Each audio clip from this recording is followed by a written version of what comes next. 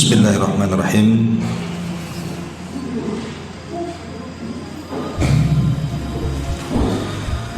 Assalamualaikum warahmatullahi wabarakatuh.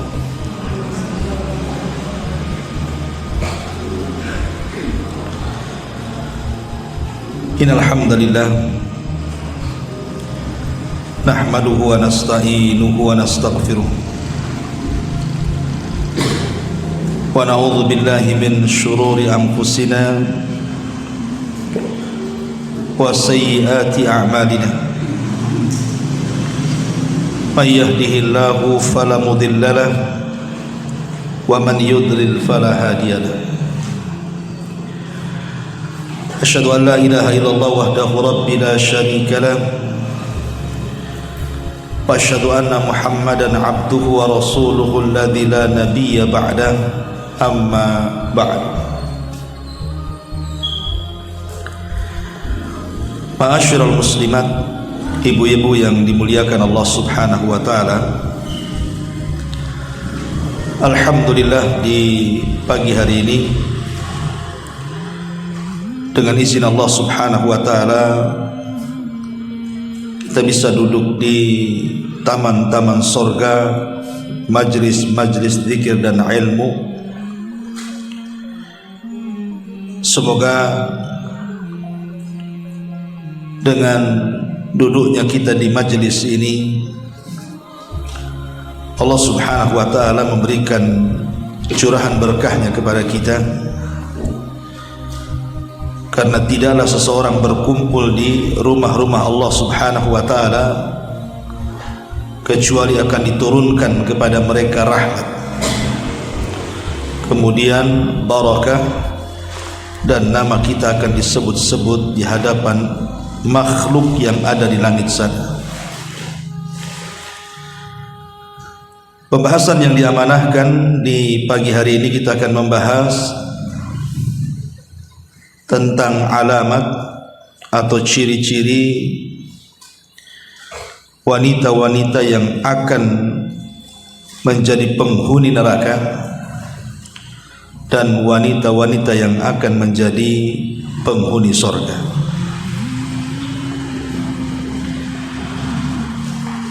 Tentu pembahasan ini sangat penting,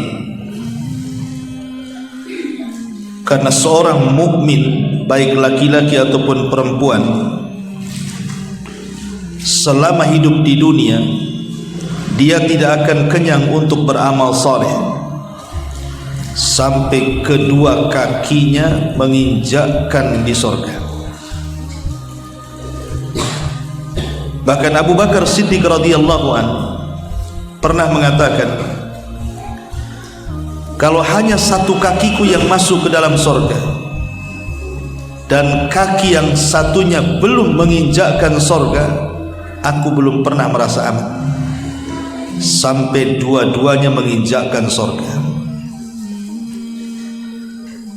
Artinya seorang muslim ataupun muslimah tidak boleh kenyang dalam beramal selama masih hidup di dunia, sampai betul-betul kedua kakinya betul-betul menginjak surga. Baik, kita akan masuk pada tema yang pertama tentang ciri-ciri wanita penghuni neraka. Bicara soal neraka, ma'asyiral muslimat yang dimuliakan Allah Subhanahu wa taala, neraka ini satu tempat yang Allah Subhanahu wa taala sediakan kepada orang-orang kafir dan kalangan ahli maksiat dari kalangan ahli tauhid. Dan posisi neraka itu di bawah dasar bumi, sementara posisi surga itu di atas langit. Bicara soal wanita-wanita yang akan menghuni neraka ini, sebenarnya wanita masuk surga itu lebih mudah dibandingkan laki-laki. Saya ulangi, wanita kalau ingin masuk surga itu lebih mudah dibandingkan laki-laki meraih surga. Mana dalilnya? Nabi SAW bersabda, "Idza shallatil mar'atu khamsaha wa shamat syahraha wa hafizat farjaha wa ata'at ba'laha qila laha udkhulil jannah min ayyi abwabi ats-tsamaniyati syi'ti." Kata Nabi SAW, apabila seorang wanita itu menjaga sholat 5 waktunya, kemudian yang kedua menjaga puasa Ramadannya, kemudian yang ketiga menjaga kemaluannya, dan yang keempat taat kepada suaminya, maka akan dikatakan kepada wanita itu, silahkan masuk sorga dari 8 pintu yang kau sukai. Subhanallah. Laki-laki masuk dari 8 pintu itu bukan mudah, tapi wanita mudah dan dipersilahkan masuk dari 8 pintu sorga sesuai yang ibu-ibu kehendaki, asal melaksanakan 4 perkara. Pertama, menjaga sholat 5 waktu.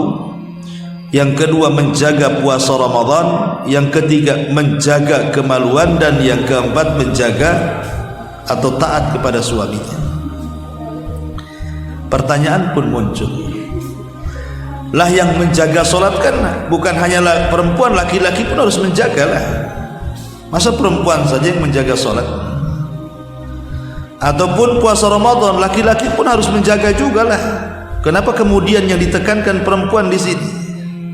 Jawabannya, karena laki-laki itu tidak mengeluarkan darah haid. Laki-laki kalau mengeluarkan darah haid itu namanya LGBT. Lah karena wanita itu mengeluarkan darah haid, sehingga sewaktu-waktu dia akan keluar. Kalau sampai tidak tahu kebiasaan keluar darah haid itu, bisa saja dia meninggalkan sholat dengan sengaja, dan itu dosa besar. Pamannya nih, dalam 1 bulan mungkin ibu yang ada yang keluar haid di awal atau di akhir bulan, ibu sudah tahu jadwalnya, bahwa dalam minggu-minggu ini pasti akan keluar darah haid. Lah karena ada kebiasaan, terkadang seorang wanita itu terkadang nggak perhatian soal itu. Datang waktu zuhur, tahu ini waktu-waktunya haid akan keluar, entah mungkin ibu merasa mulas atau apa gitu kan, mesti ada tanda-tanda kan bu. Tapi ibu biarkan saja, nanti kan zuhur masih lama, masih jam 3. Akhirnya kemudian ibu sholat duhur 2:30. Ketika mau sholat duhur 2:30, keluar pula darah haid itu. Akhirnya ibu meninggalkan sholat kan, karena melalaikan sholat. Ya. Masyarul muslimat yang dimuliakan Allah Azza wa Jalla, dari situ kenapa kemudian Islam sangat menegaskan kepada para wanita untuk menjaga sholat. Kalau sudah tahu dekat-dekat waktu haid itu, jangan pernah mengulur-ngulurkan waktu. Dikhawatirkan kalau mengulur-ngulur waktu tadi, mau sholat tiba-tiba keluar darah haidnya. Sama dengan puasa, mengqadha puasa kan, setiap Ramadan pasti ibu punya hutang. Lah kadang-kadang membayar hutang Ramadan itu, ada seorang wanita yang malas sampai nunggu Sya'ban tahun depan belum dibayar-bayar hutangnya. Ketika sudah mendekati Ramadan, sibuk bayar hutang, rupanya keluar haid. Akhirnya masuk ke Ramadan berikutnya. Lah dari sini Rasul mengatakan, apabila seorang wanita menjaga sholatnya, menjaga puasa Ramadannya, dan menjaga kemaluannya serta taat kepada suaminya, silahkan masuk surga dari 8 pintu sorga yang dia sukai. Dari sini 4 perkara saja seorang wanita itu mudah masuk surga. Kalau laki-laki ini kan macam-macam amalannya, itu masuk surga itu berat. Tetapi masalahnya, wanita ini dimudahkan masuk sorga, tapi kenapa pula yang banyak di neraka itu pula perempuan? Jadi dalam peristiwa Isra Mi'raj, Nabi SAW pernah diperlihatkan ketika Rasul melihat-lihat neraka itu. Rupanya kata Nabi SAW, ittala'tun nara, aku diperlihatkan neraka. Fa'idha aktsaru ahlihan nisa, ternyata kebanyakan penghuninya mak-mak pula lah itu, ibu-ibu di neraka itu paling banyak. Kenapa coba? Inilah yang kita akan bahas. Kenapa sampai wanita itu lebih banyak di neraka dibandingkan sorga? Sebenarnya di sorga banyak juga perempuan, cuman kalau di sorga itu kan bidadari yang banyak, memang penghuni sorga. Tapi kalau di neraka itu memang wanita-wanita dunia yang masuk neraka. Baik, kita mulai. Yang pertama,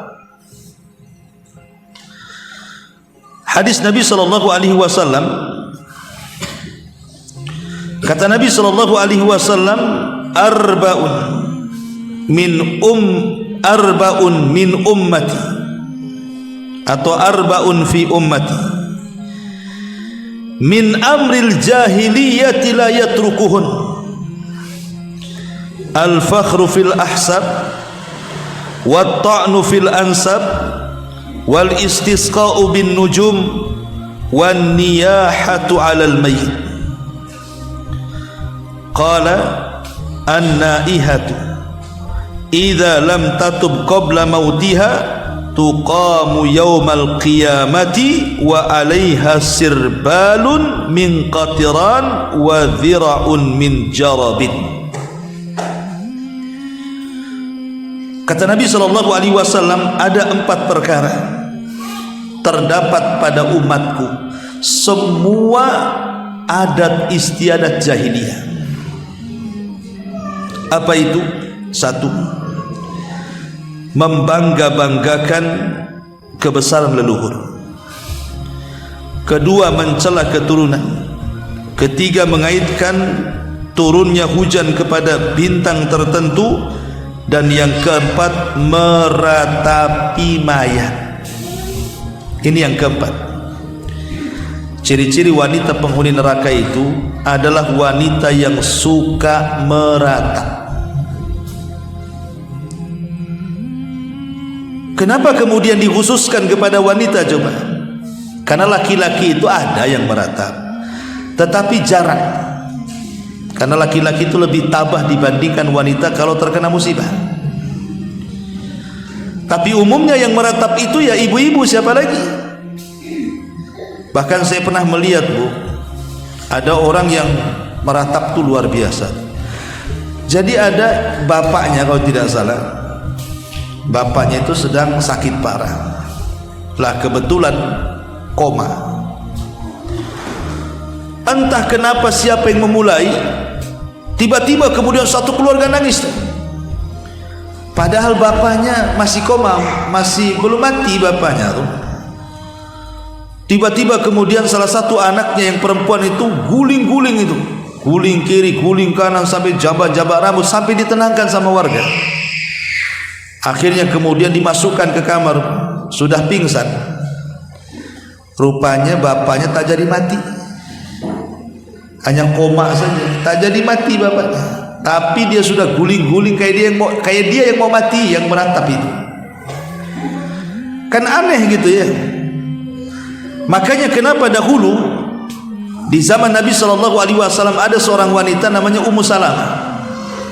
Ummu Salamah radhiyallahu anha menikah dengan seorang laki-laki namanya Abu Talha. Lah Abu Talha itu punya anak laki-laki namanya Abu Umair. Abu Talha itu punya anak laki-laki namanya Abu Umair. Lah satu hari Abu Umair ini sakit. Abu Talha suaminya sedang safar. Akhirnya Allah takdirkan meninggal pula lah Abu Umair. Keluarganya menangis. Akhirnya kemudian Ummu Salamah mengatakan kepada keluarganya yang menangis, jangan ada yang menangis di rumah ini, keluar semuanya. siapapun yang meratap di rumah ini keluar dari sini, dan awas jangan sampai memberitahu suamiku tentang kematian putranya, biar aku yang memberitahu, katanya. Lihat bagaimana ketabahan Ummu Salamah. Dilarang, siapa yang menangis di rumah ini keluar. Akhirnya tidak ada yang berani nangis. Setelah kemudian Abu Talha datang, subhanallah ya, Ummu Salamah ini memberikan pelajaran bagaimana ketabahan seorang istri kepada suami. Jadi dimandikannya anaknya, dikafankannya anaknya, kemudian dibaringkan di tempat tidurnya seolah-olah dia tidur nyenyak padahal dia sudah mati.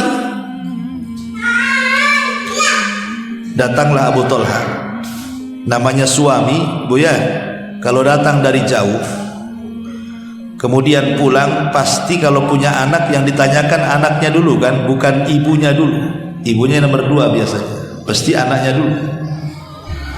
Kata Ummu Salamah, jangan bang, dia sedang tidur padahal sudah mati. Akhirnya kemudian dibilang sedang tidur, jangan diganggu. Disinilah kesempatan Ummu Salamah untuk melayani suaminya, padahal dia dalam kondisi tingkat sedih bagaimana anaknya meninggal, tapi ketabahannya luar biasa Ummu Salamah. Dia masak dengan masakan terlezat untuk suaminya yang baru datang dari safar. Dia berdandan dengan dandan yang cantik untuk suaminya yang baru datang dari safar. Dia pun melayani. Layaknya suami istri berhubungan di malam itu, seolah-olah dia tidak ada musibah.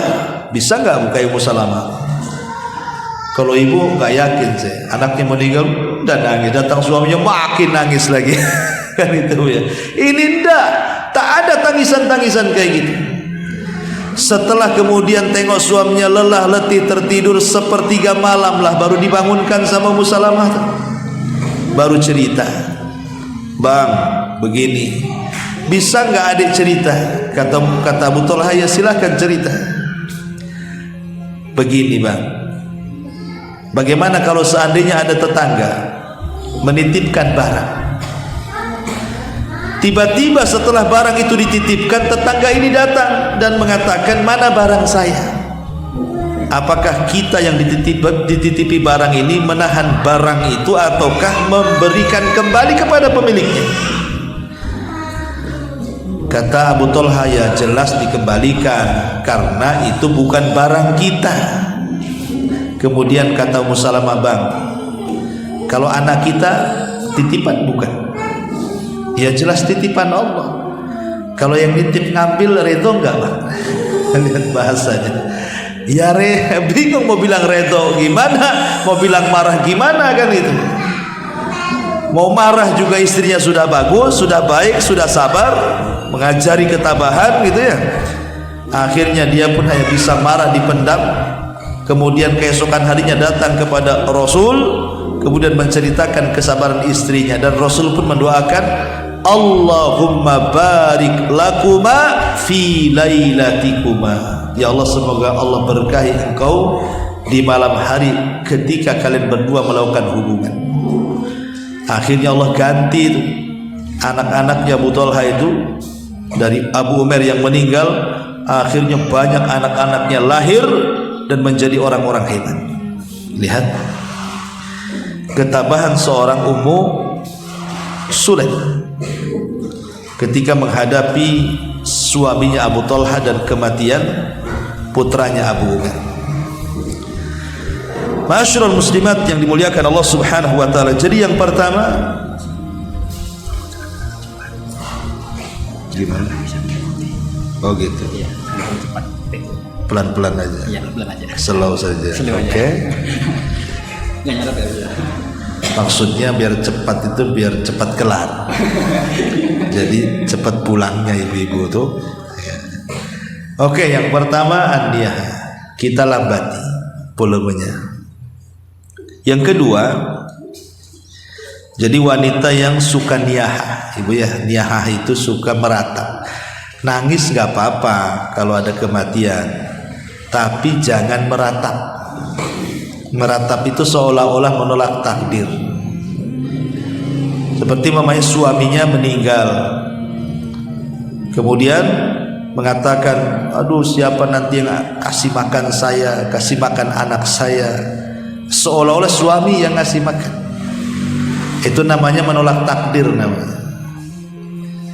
Tak boleh, apalagi sampai guling-guling kan Bu ya, guling sana, guling sini, cakar sana, cakar sini, robek sana, robek sini, gunting sana, gunting sini. Nah, itu masalah.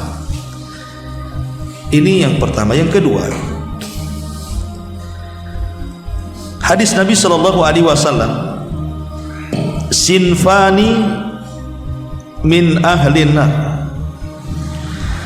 lam arahuma qaumun ma'ahum siyatun ka'adnabil baqar yadribuna bihan nas wa nisa'un kasiyatun 'ariyatun mumilatun ma'ilatun ru'usuhunna ka asnimatil bukhtil ma'ilah la yadkhulnal jannah wa la yajidna rihaha wa inna rihaha la yajidu masirata kadza wa kadza.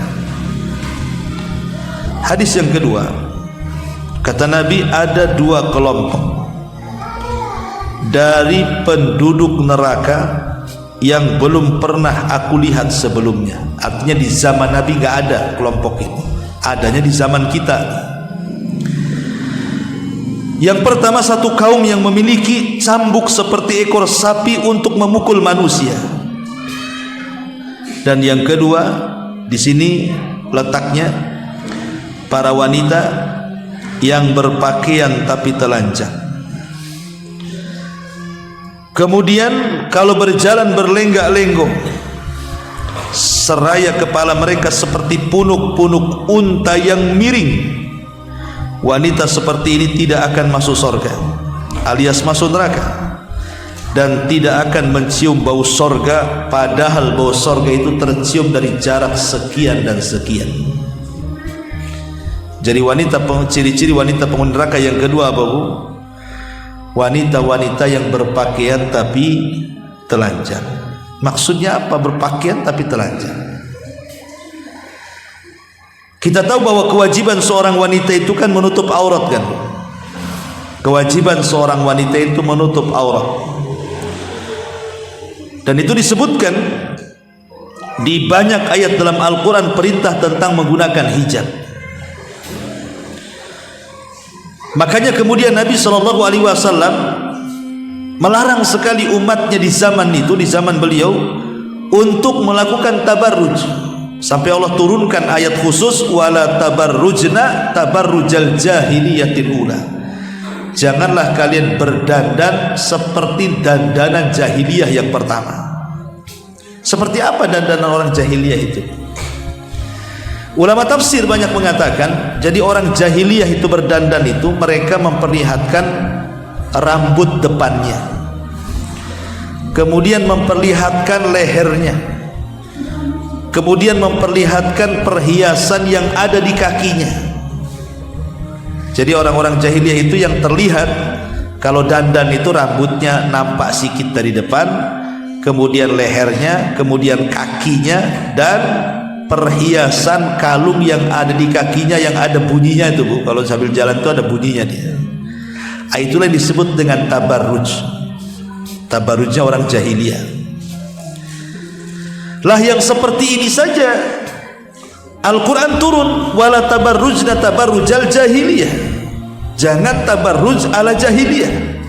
Padahal tabarrujnya orang jahiliyah cuma menampakkan rambut, leher, dan kaki dengan perhiasan yang bunyi. Coba lihat hari ini wanita-wanita yang di luar-luar sana itu yang nampak apa saja? Bukan rambut saja, bukan leher saja, bukan kaki saja, semua nampak. Berarti wanita-wanita di zaman sekarang kan lebih parah dibandingkan wanita jahiliyah kan Bu? Wanita jahiliyah itu aja dilarang tabarrujnya seperti itu. Itulah dandanan orang jahiliyah, masih tertutup badannya, cuman leher dengan rambutnya tampak dan kakinya. Tapi wanita-wanita di zaman sekarang semuanya nampak. Pakaian udah kurang bahan, robek-robek sana sini kan gitu ya. Kadang-kadang ketat, transparan, macam-macam. Kadang ada bukaan semuanya. Lah ini lebih jahiliyah dibandingkan jahiliyah. Jahiliyah saja masihlah nutup-nutup walaupun leher sama kepala nampak gitu ya. Lah ini kan bahaya.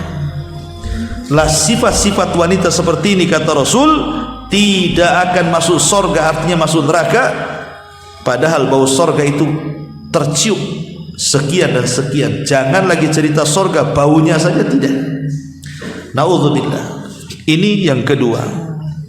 Wanita, ciri-ciri wanita penghuni neraka adalah wanita-wanita yang berpakaian tapi telanjang. Bahkan musibahnya hari ini, lihat pakaian-pakaian laki-laki yang dipakai perempuan. Perempuan dah pakai lepis, pakai jeans, pakai kaos itu kan. Laki-lakinya pula pakai daster. Ini kan repot. Balik sekarang ini ya. Jadi yang seperti ini sudah banyak. Makanya Bu, kalau punya anak perempuan jaga. Coba dari mulai umur setahun 2 tahun itu sudah didoktrin kalau bisa ya, dikasih pakaian yang syar'i, dijilbabi, perlu dijilbabi lah, supaya anak itu sudah besar tahu oh itu pakaian dia dan itu bukan pakaian dia. Didoktrin seperti itu. Ini yang kedua. Kemudian yang ketiga,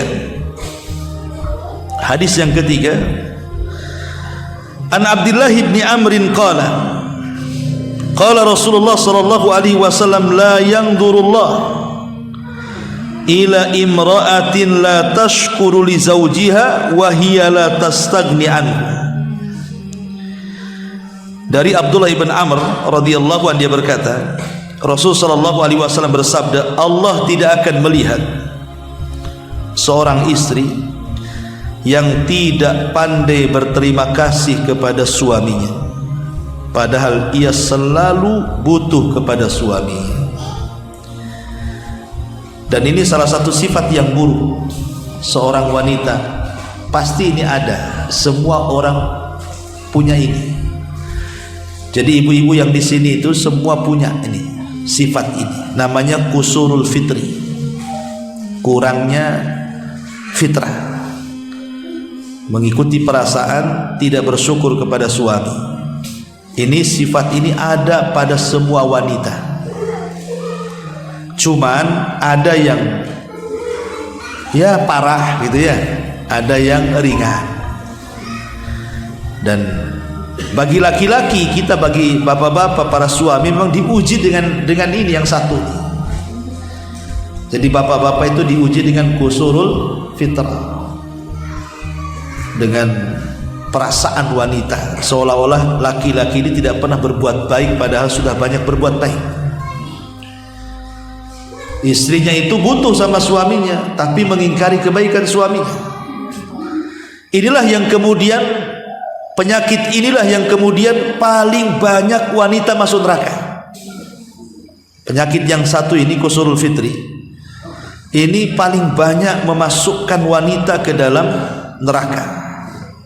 Tidak bersyukur dengan suami. Perhatikan hadisnya. Nabi sallallahu alaihi wasallam bersabda, uritun nara, aku diperlihatkan neraka. Fa idza aktsara ahliha nisa, rupanya kebanyakan penghuninya pula ibu-ibu. Kemudian sahabat bertanya, Rasul, apa mereka tidak sholat? Sholat. Apa mereka tidak puasa? Puasa. Apa mereka tidak sedekah? Sedekah. Apa mereka tidak haji? Rajin haji. Lalu kenapa mereka bisa masuk neraka? Itu pertanyaannya. Dan kebanyakan pula di neraka. Disinilah letak kelemahannya. Kata Nabi SAW, walakinnahunna yakfurnal ashir. Karena kebanyakan wanita itu kufur kepada suaminya. Apa maksudnya kufur kepada suami itu? Maksudnya kalau seandainya suami itu berbuat kebaikan seumur hidup untuk istrinya, tiba-tiba suami ini melakukan satu kesalahan, maka seorang wanita akan mengatakan kepada suaminya, engkau belum pernah berbuat baik sedikit pun kepadaku. Ini kan bahaya. Ini kan bahasa hadis ya. Kalau bahasa ibu kan beda ya, sama aja sebenarnya. Kok ini nggak perhatian, itu kan kurang lebih saja. Kok ini kurang sayang, kok ini cinta nggak sih sama saya? Itu bahasa-bahasanya. Padahal Laki-laki itu cinta kepada seorang wanita itu tidak seperti yang ibu bayangkan. Terkadang mereka diam, tapi mereka sayang. Buktinya kasih rumah, kasih uang, kasih anak, kasih ini, dibilang kak sayang pula. Coba bayangkan, anak 12 dibilang tak sayang. Udah 12 itu gimana caranya tak sayang tuh? Sudah solusin gitu. Itulah kadang-kadang dulu ada cerita, Bu. Di zaman Nabi SAW ada seorang sahabat. Sahabat ini orang soleh, namanya Hasan ibn Thabit. Thabit ibn Qais al-Mushammas. Thabit ibn Qais al-Mushammas. Thabit ibn Qais al-Mushammas ini, Bu, dia adalah juru bicara Nabi, jubir presiden kalau zaman sekarang. Jadi kalau Nabi itu kan punya juru bicara, namanya Thabit ibn Qais al-Mushammas. Jadi kalau ada kabilah-kabilah datang dari jauh, dialah yang menghadapi, juru bicaranya. Orangnya hitam, orangnya pendek, rambutnya keriting, tak ada tampan-tampan belas, tidak ada. Memang ya gak tertarik lah. Tetapi dia orang soleh karena orang kepercayaan Nabi. Dia punya istri, Bu, cantik sekali, dan wanita tercantik dari wanita-wanita Ansar. Memang begitu, Bu, ya. Kalau suaminya jelek, biasanya istrinya cantik. Kalau suaminya tampan, istrinya pula jelek. Ketukar-tukar gitu. Lah ini Thabit ini Ibn Qais al-Mushammas ini, ya tampangnya hitam, tahulah kan itu, pendek, tak ada ganteng-gantengnya. Istrinya pula cantik, bahkan wanita tercantik dari wanita-wanita Ansor. Jadi kalau suaminya jalan dengan kawan-kawannya jelek sendiri, Bu. Jadi istrinya nengok suaminya itu kalau lagi kawan berdua bertiga dengan kawannya, kok suami saya jelek sendiri, hitam sendiri, pendek sendiri, keriting sendiri. Jadi akhirnya hilang cintanya, Bu. Hilang cintanya, nengok kawan-kawannya kok ganteng sendiri gitu, kalau suami saya kok lain sendiri. Lama-lama hilang cintanya. Datang dia kepada Nabi, dia mengatakan, Rasul, aku tidak mencela suamiku Thabit dari segi agamanya. Dia orang soleh, dia orang baik, tapi aku takut kufur dengan suamiku karena hilang rasa cintaku kepadanya. Aku tidak bisa melayani dia. Artinya kalau orang sudah gak cinta itu kan separuh-separuh pelayanannya kan, Bu. Masak aja diasin-asinkan, namanya udah gak cinta. Ya, kadang-kadang dibasi-basikan, makanlah katanya. Jadi akhirnya dia mengatakan, kata Rasul, jadi maumu apa? Kata istrinya, saya mau cerai wahai Rasul. Oh jangan, enggak mau cerai. Akhirnya kata Rasul, baik, tapi tunggu dulu suamimu datang. Dipanggillah Thabit ini.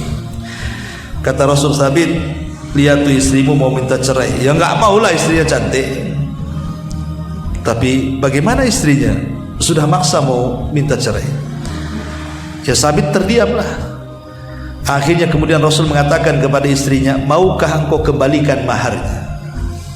Lah maharnya Thabit ini bukan biasa, hektaran kebun kurma.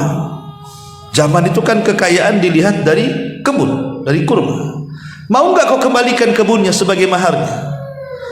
Kata wanita ini, mau wahai Rasul, saya akan kembalikan maharnya. Coba orang dulu itu mengajarkan kalau memberi mahal itu besar. Ya. Kalau bapak-bapak ibu nggak yakin, paling seperangkat alat sholat biasanya. Kalau seperangkat alat masjid masih mahal, kan ada ampli, ada toa, Bu, ya. Seperangkat alat sholat pula. Intinya bahwa akhirnya cerailah istri Thabit dengan Thabit ini. Setelah habis masa idahnya, Bu, akhirnya istri Thabit ini dia ingin mencari suami sesuai dengan kriteria dia, yang ganteng, yang putih, yang tinggi. Pokoknya pengenlah biar kalau suaminya jalan dengan suami orang itu tidak malu-maluin gitu ya. Dapat, Bu, sesuai dengan kriteria. Dia dapat suami yang ganteng, yang tinggi, yang maco, yang macam-macam lah, yang parlente pokoknya lah. Masalahnya, yang ganteng pula ada kekurangannya. Dia tidak bisa memuaskan istrinya di ranjangnya, nggak pernah puas, bermasalah dengan seksualnya. Mungkin bahasa kitanya impoten atau apa gitu ya. Pokoknya nggak puas lah suami istrinya. Si Sabit pula yang dibilang jelek itu, dia pula yang suka muasi. Terpikir dia, kenapa aku cerai dengan Sabit, katanya. Kenapa aku cerai dengan Sabit? Akhirnya dia buat ulah, pengen menceraikan lagi suami yang barunya, karena nggak puas kan, ingin balik pada suami yang pertama Sabit. Tapi nasi sudah jadi bubur. Ketika dia minta cerai dengan suami yang kedua diceraikan, ketika hendak balik ke Sabit, Sabit sudah tak mau. Terkadang apa yang dianggap baik buruk di hadapan Allah, apa yang dianggap buruk baik pula di hadapan Allah. Nah, inilah gambaran wanita-wanita yang kadang-kadang tidak sabar, mudah kufur pada suami. Ya, dia tidak pernah melihat suaminya apa adanya. Rupanya sebenarnya suaminya itu punya kelebihan yang kadang-kadang ibu tak tahu tuh sebenarnya kelebihannya. Hanya bisa membandingkan dari jauh. Sebenarnya suami ibu lebih hebat dibandingkan yang lainnya. Ini contoh saja sejarah kan itu ya. Makanya ini yang ketiga di antara wanita-wanita penghuni neraka itu adalah wanita yang tidak bersyukur kepada suami, alias kufur. Ini yang ketiga. Yang keempat, hadis dari Abi Hurairah radhiyallahu anhu. Qala Rasulullah sallallahu alaihi wasallam, "Idza da'a ar-rajulu imra'atahu ila firashihi fabatat ghadban 'alaiha la'anatha al-malaikatu hatta tusbiha."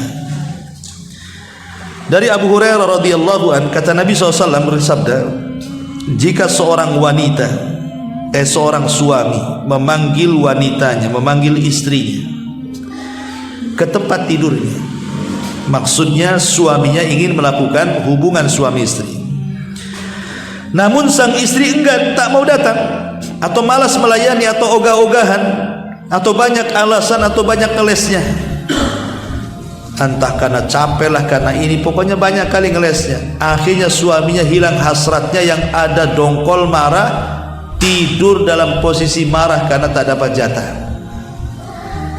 Maka wanita itu, kata Rasul, akan dilaknat sampai waktu subuh. Ustaz, tak adil kalau suami minta kita tolak, aku pula dilaknat. Aku minta suami tak mau pula, suami dilaknat enggak, Bu?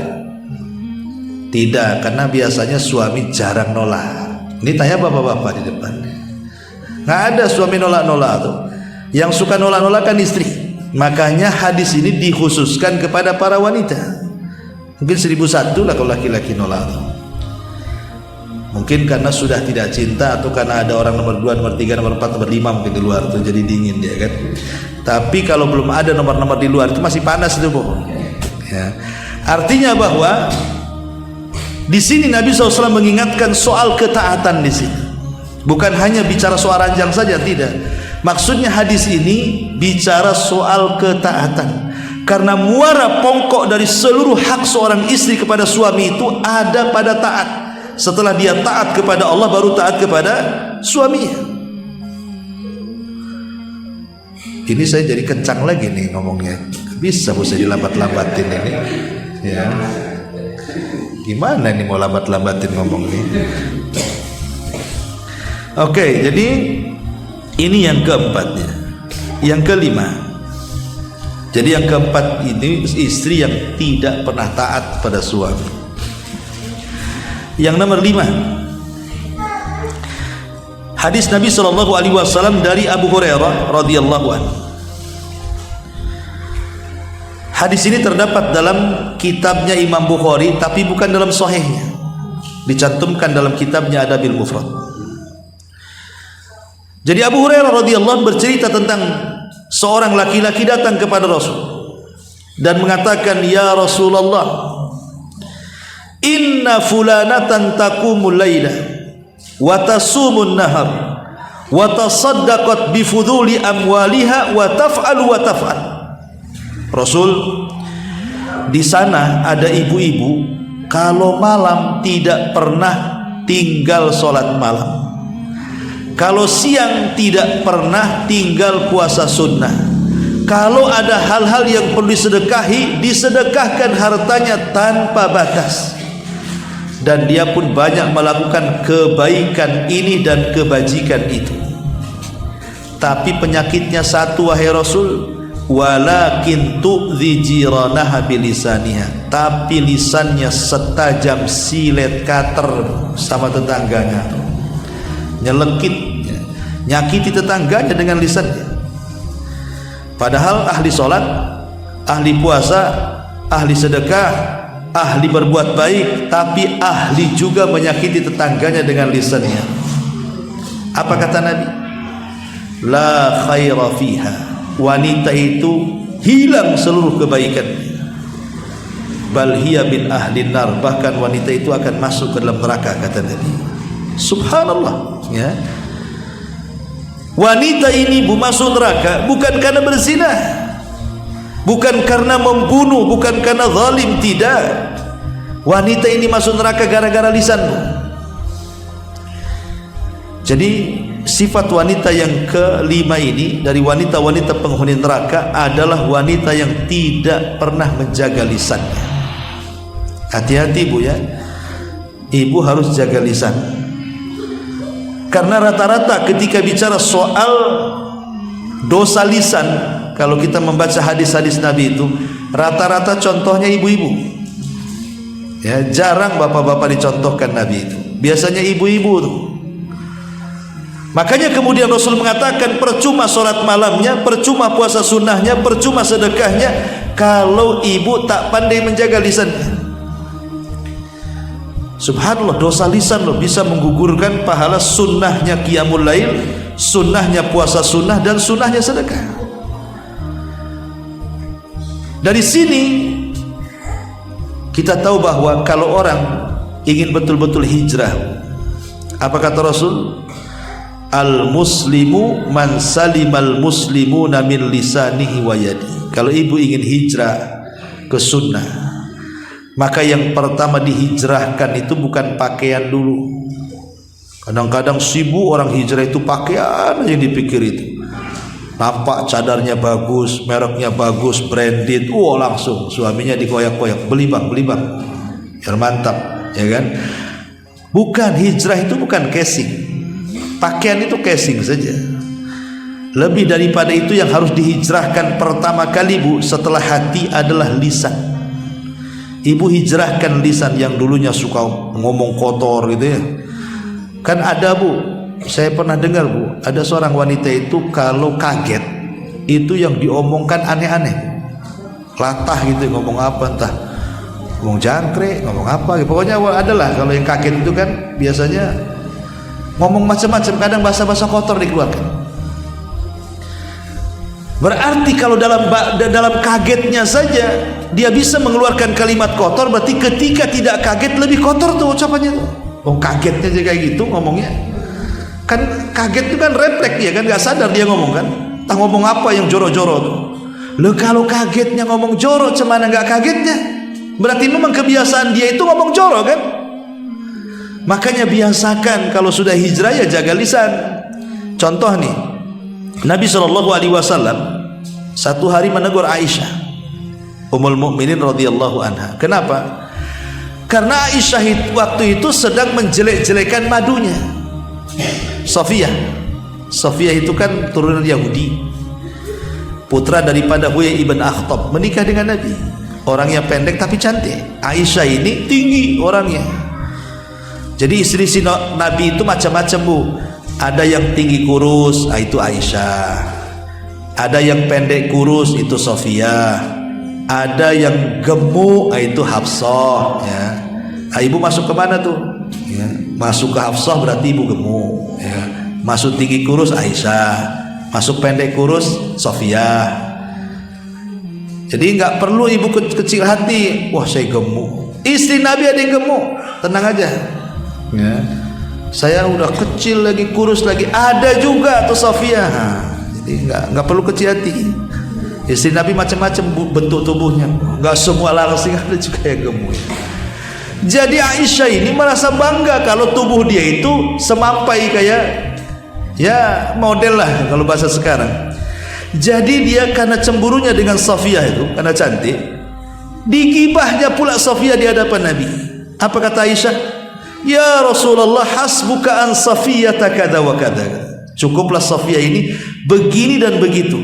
Aisyah tidak ngomong aku tinggi dia pendek, nggak ngomong, cuman pakai isyarat, seolah-olah kalau ngomong seperti itu cuman pakai isyarat tangan saja, aku tinggi loh, Safiyah itu pendek, hanya ngomong begitu. Tapi Rasul marah kepada Aisyah dan mengatakan, ya Aisyah, laqad qulti kalimatan law mujizat bihal bahru lamajazathu. Hei Aisyah, diam kamu. Engkau sudah mengucapkan satu kalimat yang kau diletakkan di air lautan, satu dunia air lautan tercemari dengan kalimatmu, katanya. Subhanallah. Padahal sampah satu Jawa Tengah ini kau dilempar ke air lautan, tidak mungkin satu dunia air lautan tercemar kan. Tapi satu kalimat gibah bisa mengotori semua air lautan, saking bahayanya. Padahal gibahnya Aisyah kepada Safiyah bukan dengan kata-kata, dengan isyarat tangan, bahwa dia pendek, si Safiyah itu aku tinggi, cuman pakai tangan saja, itu sudah dianggap gibah tuh. Makanya Allah mengatakan, wailun likulli humazatin lumazah. Karena gibah itu tidak mesti humazah, terkadang lumazah. Lumazah itu artinya mengisyaratkan atau meniru-niru jalan orang, meniru-niru gerakan orang. Pamannya ada orang pincang di depan kita, ditirunya kita pula pincang-pincang. Nah itu gibah juga, niru orang ya. Gerakan-gerakan orang kita tiru dan itu merupakan konotasinya buruk, itu gibah. Jadi gibah itu tidak mesti kata-kata, walaupun asalnya kata-kata kan begitu. Tapi yang jelas bahwa penyakit lisan ini bahaya.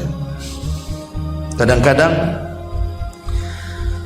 seseorang itu karena tidak tahan, ya kan Bu, kadang-kadang mengucapkan kalimat-kalimat yang tidak-tidak, terutama sama anak-anak. Saya kasih nasihat Bu dalam ilmu parenting, pendidikan anak tuh. Jangan sampai orang tua itu mengucapkan kalimat kotor ataukah doa buruk kepada anaknya. Ada seorang syekh bercerita Bu, seorang syekh ini bercerita. Jadi ada seorang ibu punya anak. Ini kejadiannya di Saudi sana, ya di Riyadh lah. Jadi ada anak remaja nakal, senakal-nakalnya kan. Anak-anak remaja ini, anak tanggung-tanggung ini kadang-kadang nakalnya luar biasa, kadang jengkelin kita orang tua kan. Jadi kali saking satu hari itu anaknya nakal, senakal-nakalnya, entah dia berantem entah apa gitu, pokoknya buat malu orang tua. Sampai ibunya mengatakan apa? Nah kalau kau tahu nakal seperti ini, mudah-mudahan ada peluru bersarang di kepalamu, katanya. Bahasanya. Kalau kau tidak berhenti dari kenakalanmu, semoga ada peluru bersarang di kepalamu. Itu ngomong gitu, satu kali ngomongnya. Rupanya diaminkan malaikat tuh ngomong tuh. Jadi setelah anak ini tumbuh dewasa, sudah mungkin berpuluh-puluh tahun anak ini tumbuh dewasa dan sudah kuliah. Mungkin ibu ini sudah lupa juga dengan kata-katanya karena sudah dari kecil dia kan. Jadi setelah lulus kuliah, anaknya ini mendaftar sebagai anggota militer.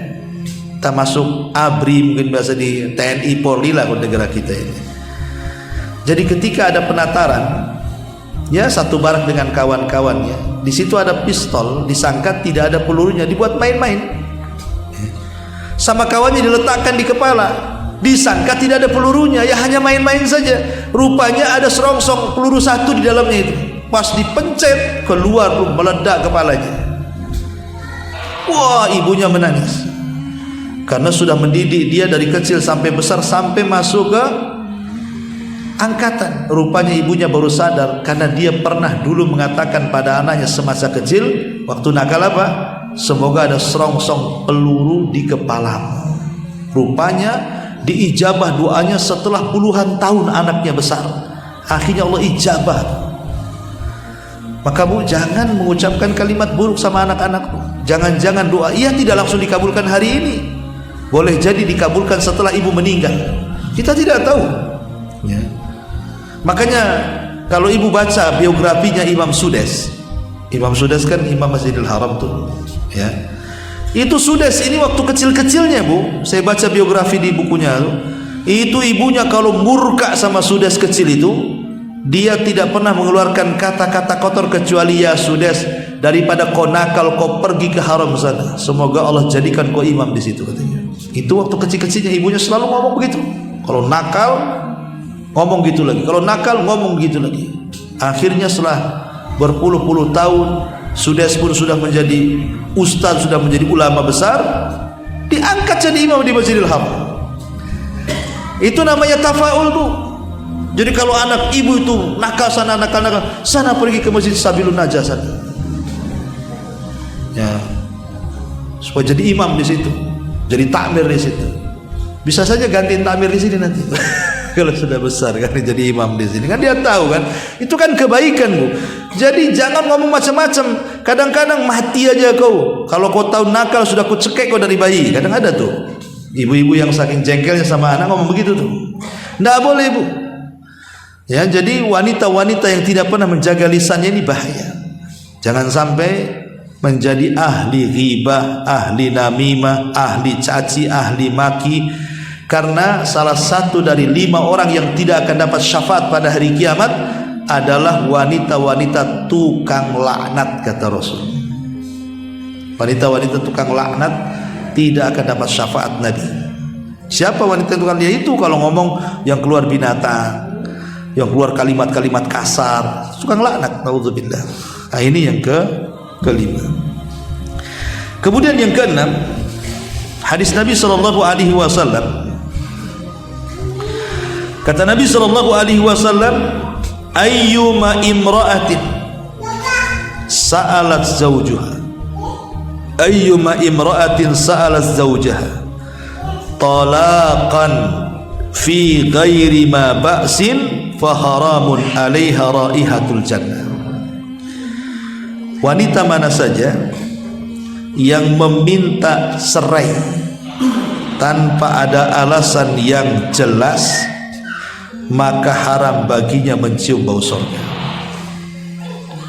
Kalau ada seorang istri, entah masalahnya apa tidak jelas, tahu-tahu minta cerai, haram, bahkan surga diharamkan kepadanya.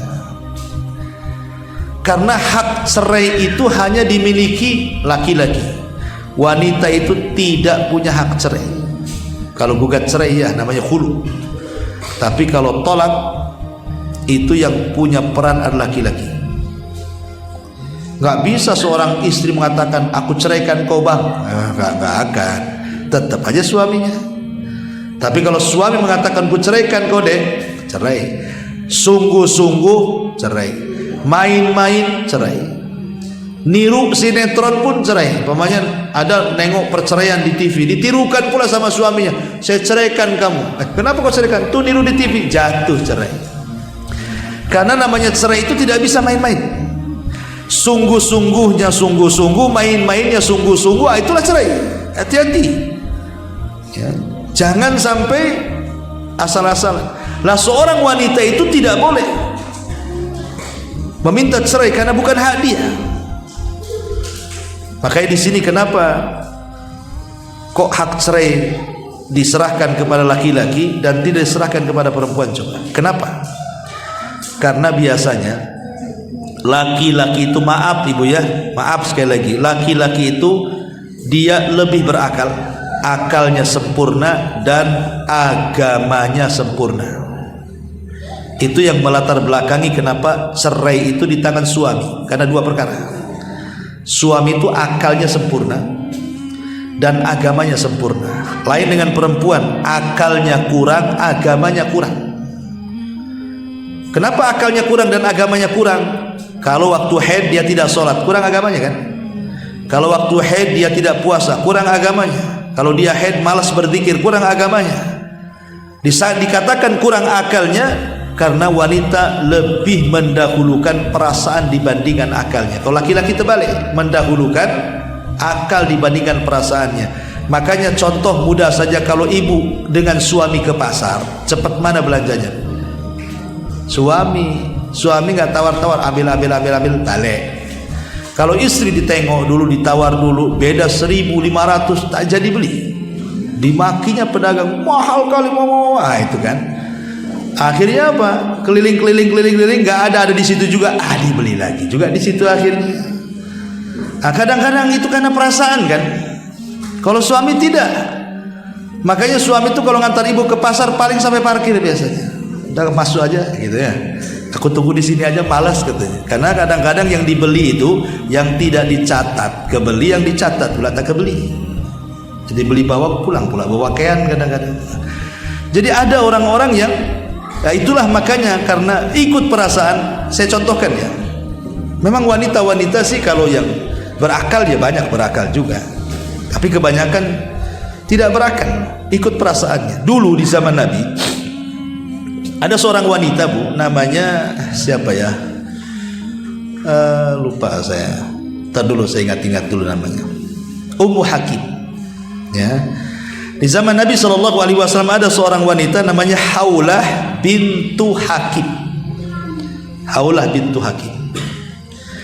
Haulah bintu Hakim itu kalau zaman dulu kan bukan main jodoh-jodohan ya. Kalau orang dulu itu kalau menikah itu main jodoh-jodohan.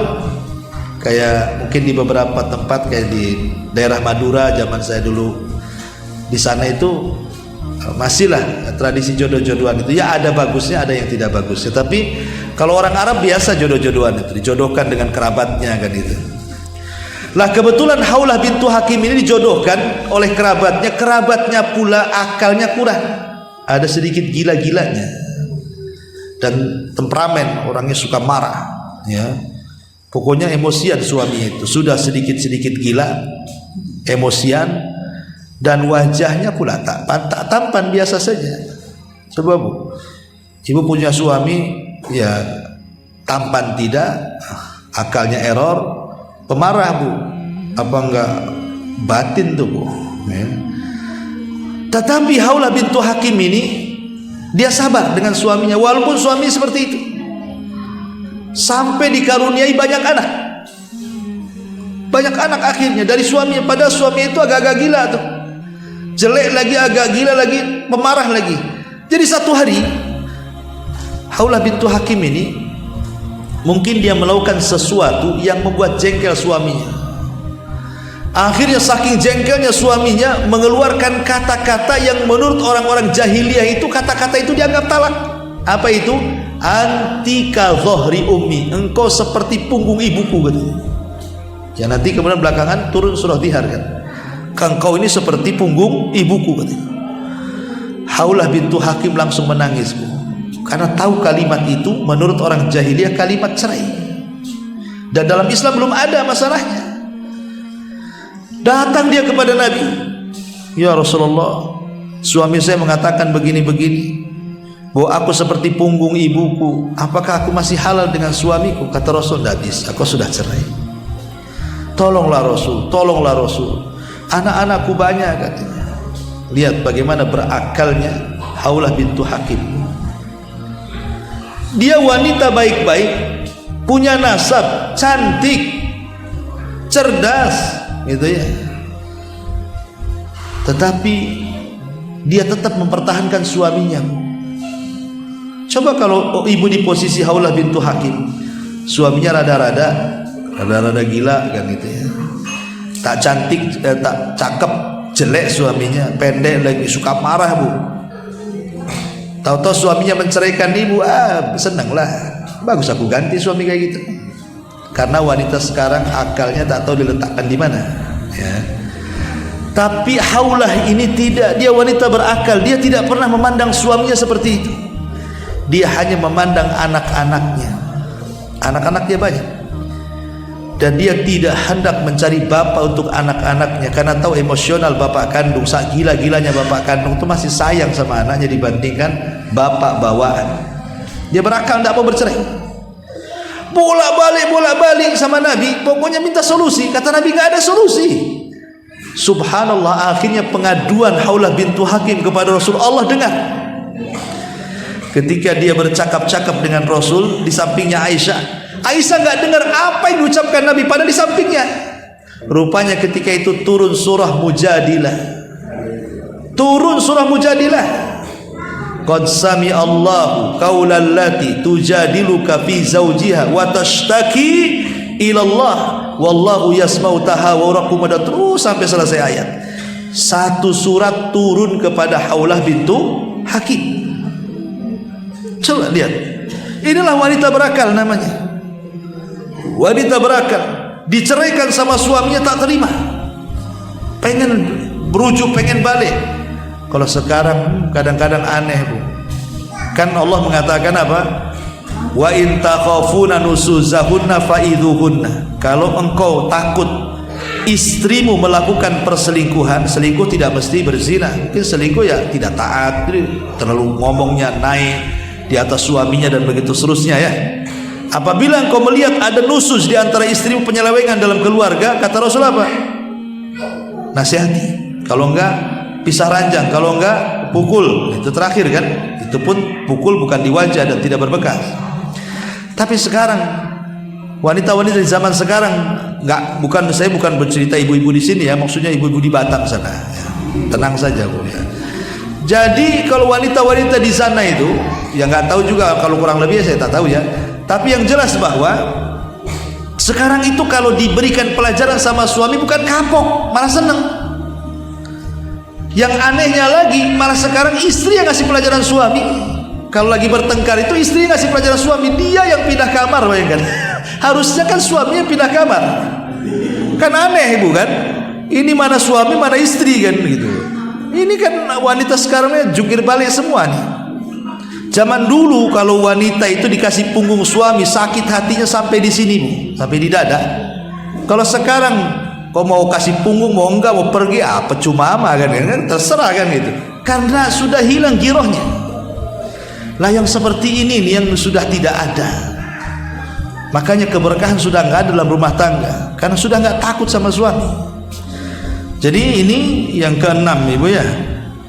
Jangan sampai kemudian ibu meminta cerai, kecuali kalau memang ada yang menjadikan ibu harus minta cerai, seperti suaminya zalim, tukang pukul, KDRT, tidak sholat, itu lain ceritanya ya kan. Tapi kalau nggak ada angin, nggak ada hujan, tiba-tiba minta cerai, itu haram ya, wanitanya terancam dengan tidak akan masuk ke dalam surga, naudzubillah. Ini juga yang keenam. Yang ketujuh ya, Nabi SAW bersabda, hadis yang ketujuh, hadis dari Abdullah bin Mas'ud radhiyallahu anhu. Kata Nabi SAW, la'anallahu al-washimat wal mustawshimat wan namisat wal mutanammisat wal mutafallijat lil husni al mughayyirati khalqallah. Qala fa balagha dhalika imra'atu min bani Asad yuqalu laha ummu Ya'qub wa kanat taqra'ul Qur'an fa atathu fa qala ma hadithun ballaghani anka annaka la antal washimat wal mustawshimat wal mutanammisat wal mutafaljilat li husnil lil husni al mughayyirat khalqallahi. Faqala Abdullah wa mali la al'anu man la'ana Rasulullah sallallahu alaihi wasallam. Dari Abdullah bin Mas'ud radhiyallahu, dia berkata, Allah melaknat siapa? Wanita-wanita yang mentato, satu, dan yang minta ditato. Yang kedua, Allah melaknat wanita-wanita yang mencukur bulu halis dan minta dicukurkan bulu halis. Kemudian juga yang ketiga, Allah melaknat wanita-wanita yang merenggangkan gigi-giginya supaya terlihat cantik. Juga Allah melaknat wanita-wanita yang merubah ciptaan-ciptaan Allah ya. Kemudian hal ini sampai kepada seorang wanita namanya Ummu Ya'qub dari Bani Asad. Dia biasa membaca Al-Quran. Dia pun mendatangi Ibnu Mas'ud dan mengatakan, ada hadis yang telah sampai kepadaku darimu bahwasanya engkau melaknat perempuan yang mentato, yang minta ditato, wanita yang meminta dihilangkan bulu wajahnya, atau yang meregangkan giginya, atau yang merubah ciptaan Allah. Maka Abdullah bin Mas'ud mengatakan, bagaimana aku tidak melaknat orang-orang yang Rasul laknat? Jadi laknat ini bukan dari aku, kata Abdullah bin Mas'ud, Rasul yang mengatakan seperti itu. Inilah wanita-wanita penghuni neraka. Disebutkan di sini 4 sifat ya. Pertama, wanita yang ditato. Lihat sekarang ini wanita-wanita ditato luar biasa. Kadang tatonya aneh-aneh. Kadang diletakkan di tempat-tempat naudzubillah yang tidak boleh diletakkan di situ. Untuk apa coba? Ada orang tato itu dari atas kepala sampai kaki, mata-matanya ditato. Sampai hitam itu, kayak kelereng itu matanya. Untuk apa coba? Apakah lebih baik tato itu? Tidak juga. Betapa banyak orang-orang yang menyesal setelah ditato kan, tidak bisa dihapus. Maka yang ditato dan yang mentato dua-duanya dilaknat, dan mereka akan masuk dalam neraka dan diancam dengan neraka, naudzubillah. Yang kedua, wanita-wanita yang mencukur bulu halis. Ya kan ada tuh wanita-wanita dicukur bulu halis diganti dengan spidol permanen, Bu. Kenapa nggak permanen? Takut hujan masalahnya. Kalau nggak permanen nanti luntur kan gitu. Nampak pula biji matanya, tak ada halisnya. Makanya kemudian ada orang-orang yang tidak pede dengan halis kan. Itulah untungnya ibu pakai jilbab, ada yang pakai cadar kan, ya nampak punya alis nggak punya alis. Lebih tertutup kan, Bu. Lebih terjaga, lebih pede lagi. Cukup untuk suami ibu saja. Tapi lihat orang-orang luar itu, mereka untuk kecantikan sampai dicabuti bulu alisnya, ada yang dikikir habis kemudian diganti dengan warna. Nah ini dilaknat dalam Islam. Atau yang ketiga, orang-orang yang merenggangkan atau merapatkan gigi, mungkin bahasa kitanya pakai bekel lah sampai sekarang. Sebenarnya hukum pakai bekel itu tidak ada masalah ya, selama maksudnya adalah mengembalikan kepada ciptaan Allah. Pamannya kan ada giginya renggang, terlalu renggang, kalau makan itu beras pula keluar dari situ ya kan. Jadi perlu diperbaiki, nggak apa-apa kalau untuk kesehatan, makanya dibekel. Tetapi kalau seandainya giginya sudah bagus, ngapain pula dibekel-bekel? Kadang pakai kaut bangunan pula dibekelnya. Jadi kan makin aneh gitu. Jadi boleh hukum bekel itu selama dalam rangka satu untuk kesehatan, yang kedua karena untuk mengembalikan gigi. Mungkin giginya maju ke depan, mundur ke belakang, pengen disamakan. Memang harus seperti itu kondisi gigi yang sebenarnya. Tapi kalau giginya sudah bagus, sudah cantik, sudah, ngapain pula dibekel? Maka ini nggak boleh. Atau yang keempat, merubah-rubah ciptaan Allah. Sudah cantik masih juga ke Thailand, taruh silikon sana, taruh silikon sini kan itu. Akhirnya berat sebelah kepalanya. Kan banyak Bu yang kayak gitu tuh, pengen cantik, umurnya sudah 60, pengen awet muda lagi, akhirnya ke Filipina, ke Thailand, ke Korea, operasi di sana kan. Ya namanya sudah tua tetap awet tua Bu, nggak mungkin awet muda. Ya tua ya tua, waktunya mati ya mati. Itulah yang Allah katakan jama'a mala wa addada yahsabu anna malahu akhlada. Orang itu kalau sudah ngumpul-ngumpulkan harta pasti ngitung tuh. Dan biasanya kalau sudah ngitung-ngitung harta, dia merasa bahwa harta yang akan mengekalkannya. Lihat orang kaya menurut pandangan orang miskin. Orang miskin mandang orang kaya, Bu. Kok orang kaya itu awet muda ya? Dia pula yang ngaca, kok aku awet tua, padahal dia lebih tua dibandingkan aku loh. Usia dia 50 tahun, tapi mukanya kok seperti 20 tahun. Aku ini 20 tahun, kalau ngaca kok kayak 60 tahun. Ya beda, orang kaya itu mungkin dia suka ke salon Bu, suka sauna. Ibu pula sauna depan kompor kan beda tuh Bu. Sauna depan kompor dengan sauna betulan kan beda. Yang satu keluar putih, yang satu keluar gosong kan. Maksud saya begini, orang-orang kaya itu karena mereka punya uang sehingga bisa merawat dengan uangnya kan, bedak sana, skincare sana, macam-macam lah. Akhirnya terawat sehingga usia tua kayak muda. Lah orang-orang miskin mau merawat gimana caranya? Makanya usia-usia muda kelihatan tua kan. Dari sini akhirnya ketika orang miskin melihat orang kaya, seolah orang-orang kaya itu tidak akan mati. Kok awet muda, seolah gak tua-tua gak akan mati. Makanya Allah mengatakan yahsabu anna malahu akhlada, seolah-olah kekayaan yang akan mengekalkannya. Karena ada orang yang bisa merubah wajah dari tua ke muda, padahal itu tidak bisa menjamin umurnya panjang kan. Dia bisa merubah wajah tapi tidak bisa merubah takdir kematian. Tak bisa merubah takdir kematian itu. Sehebat apapun orang itu merubah wajah sehingga kelihatan mudah, tetap kematian itu akan datang kepada dia.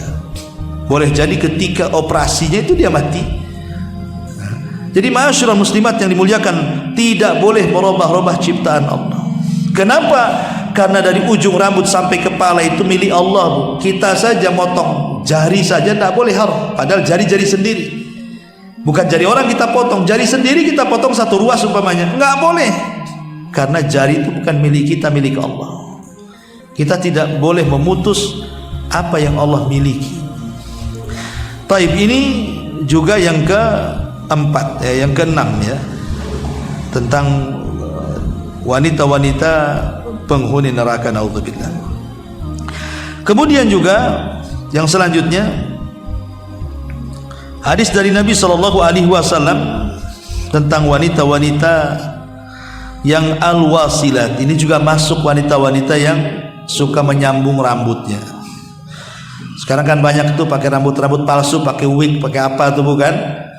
Pakai warna pirang, warna hijau, warna apa, rambut palsu. Ya, bukan rambut asli. Itu tidak boleh. Termasuk juga hadis Nabi SAW, ayyuma mra'atin ista'tarat thumma kharajat famarra ala qaumin liyajidu rihaha fahiya zaniyatun kulla ainin zaniyah. Wanita mana saja yang memakai wewangian lalu ia keluar dan melewati para laki-laki sehingga terciumlah sebagian dari wewangian tersebut, maka wanita itu dianggap pezinah, wanita itu dianggap pezinah, naudzubillah. Lihat, ini yang selanjutnya adalah wanita-wanita yang mereka suka menebar dengan wewangian. Ustaz, kalau enggak pakai wangi tak enak lah, apalagi ke pengajian, apalagi saya makan jengkol, pete, apa semua bau badan ya, ngikutin yang dimakan lah Ustaz, katanya. Maksudnya begini, ya bolehlah ibu itu mandi pakai sabun kan, itu mungkin ada sisa sewangiannya, tapi kan bukan sengaja. Kalau minyak wangi itu kan sengaja disemprotkan supaya semerbak wanginya, makanya kenapa dilarang? Tidak boleh. Cukuplah wangian itu di rumah saja ibu dengan anak dan suami. Kalau keluar itu ya tidak perlu.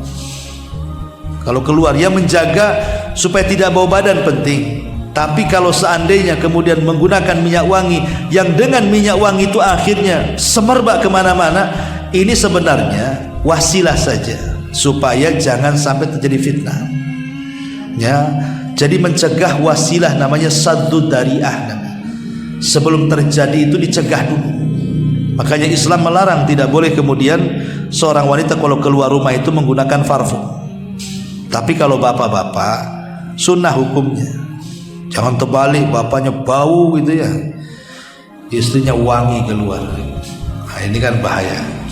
Ya, jadi bapak-bapak ini yang harusnya banyak pakai minyak wangi, pakai celak gitu. Lah kemudian juga diantara ciri-ciri wanita penghuni neraka adalah al-mutasyabbihat birrijal, wanita-wanita yang menyerupai laki-laki. Nah, ini kan wanita-wanita tomboy lah bahasa kitanya, Bu ya. Jadi banyak wanita-wanita di zaman sekarang ya tadi pakaian pakai lepis, pakai jeans, pakai kaos ketat-ketat, udah kayak laki-laki.